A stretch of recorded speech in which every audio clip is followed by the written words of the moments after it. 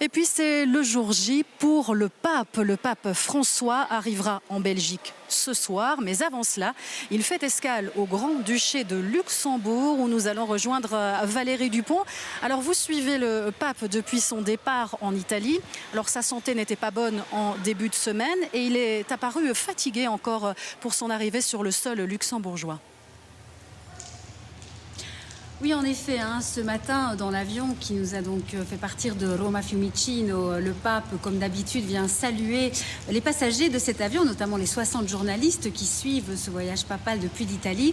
Et en effet, il est apparu un peu fatigué et sans aucun doute, il avait des difficultés pour se déplacer. Il a d'ailleurs préféré saluer les journalistes de loin en disant qu'il était à notre disposition quand même, ce qui était gentil.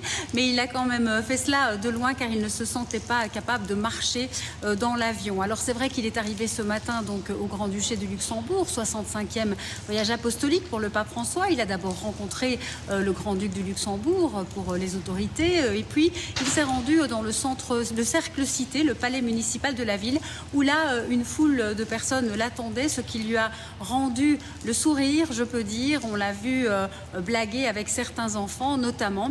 Ensuite, il s'est adressé aux autorités du Luxembourg en incitant ce pays quand même riche, comme il l'a souligné, à aider l'Europe à retrouver ses valeurs fondatrices, des valeurs que l'Europe a un peu perdues de vue selon le pape François. Il a parlé notamment de l'égoïsme personnel en sortant d'ailleurs de son texte. Il a fait rire toute l'Assemblée en disant que les Européens devraient faire plus d'enfants et prendre moins de petits chiens, littéralement dans le texte.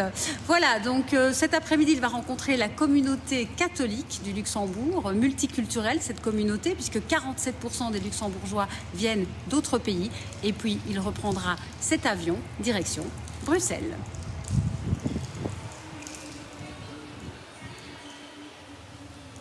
Et je vous propose de rejoindre Véronique Barbier en studio pour évoquer justement le riche programme de la visite du pape.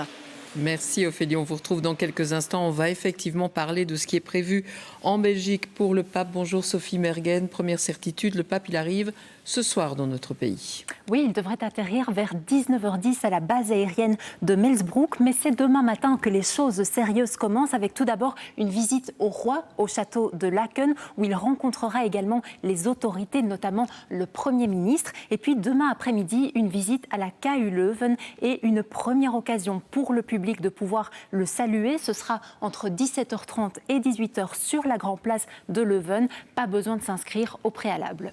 Samedi, c'est à Bruxelles et puis à Louvain-la-Neuve qu'il va faire escale. Oui, d'abord à la basilique de Koekelberg où il rencontrera les responsables ecclésiastiques belges. Et pour ceux qui voudraient l'apercevoir, eh bien, vous pourrez vous rendre vers 9h45 devant la basilique. Mais attention, là, il est obligatoire de s'inscrire sur le site popevisit.be. En ce qui concerne son étape à Louvain-la-Neuve, eh bien là, le pape rencontrera les étudiants et les autorités académiques de l'UCL pour fêter le 600e anniversaire de l'université. Et puis enfin, le dernier grand moment, la fameuse Eucharistie, ce sera pour dimanche. Oui, la messe au stade Roi-Baudouin à 10h. Entre 35 et 40 000 fidèles sont attendus. Et pour ce temps fort de sa visite, autant vous dire que tout est complet. Mais il sera tout de même possible d'assister à la messe via des écrans géants dans les alentours du stade et même dans certaines paroisses, notamment la basilique de Koekelberg. Alors pour ceux qui veulent tout de même se rendre au stade, on vous conseille d'arriver très tôt et de privilégier les transports en commun. Quant au pape, eh bien, il quittera la Belgique en avion juste après l'Eucharistie sur le coup de midi. Voilà pour le programme effectivement de ce week-end. Merci beaucoup Sophie Mergen. Et dans ce fameux programme, il y a un discours à la nation que le pape va prononcer demain. Il sera au château de Laken, il va s'adresser au roi, au monde politique, à différents représentants aussi de la société civile. Alors certains y voient une rupture du principe de séparation entre l'État et l'Église. Et la polémique s'est d'ailleurs prolongée hier sur le plateau de l'émission QR. Petit résumé avec Dominique Dussin. La neutralité du roi est-elle mise en cause par l'accueil officiel au palais de Laken du pape et par le fait que ce dernier y fera un discours à la nation? Pour certains, il s'agit d'une atteinte à la neutralité de l'État. Quand je reçois un carton d'invitation, puisque j'ai été invité comme membre du gouvernement, sa sainteté qui va faire, sa sainteté, pas un chef d'État, qui va faire un discours à la nation. Personne n'a eu ce privilège. Vous savez, Obama est venu. J'aurais bien aimé avoir un discours à la nation de M. Obama, effectivement. Il n'a jamais eu ça. Et là, c'est la neutralité qui est en cause. Un avis partagé par le Centre d'action laïque qui estime qu'en invitant officiellement le pape François au palais et non de façon privée, le roi sort de sa neutralité en privilégiant la religion catholique. Ce qui me sidère, c'est que de mémoire d'homme, en tout cas, il n'a jamais reçu un chef d'État s'adressant à la nation et il n'a jamais reçu un chef religieux en lui donnant un statut de chef d'État parlant à la nation. Jamais. Le pape n'est pas le seul chef d'État à être aussi chef religieux. C'est le cas également, par exemple, des souverains britanniques qui sont chefs de l'Église anglicane. Habituellement, une prise de parole est prévue lors d'un dîner d'État, mais ce ne sera pas possible cette fois-ci.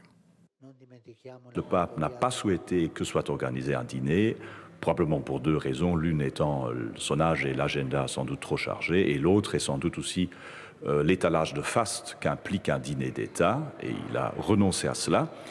Ce qui a posé pour le gouvernement belge alors l'alternative, soit de lui dire que c'est à prendre à laisser si vous souhaitez prendre la parole. Ce n'est que lors de ce dîner, et si vous souhaitez qu'il n'y ait pas de dîner, il n'y a pas de prise de parole, ce qui est un peu rigide. Ou alors de dire, dans ce cas-là, on crée une autre formalité. C'est donc cette option qui a été retenue par le gouvernement, qui a validé le principe d'un discours du pape aux côtés du roi.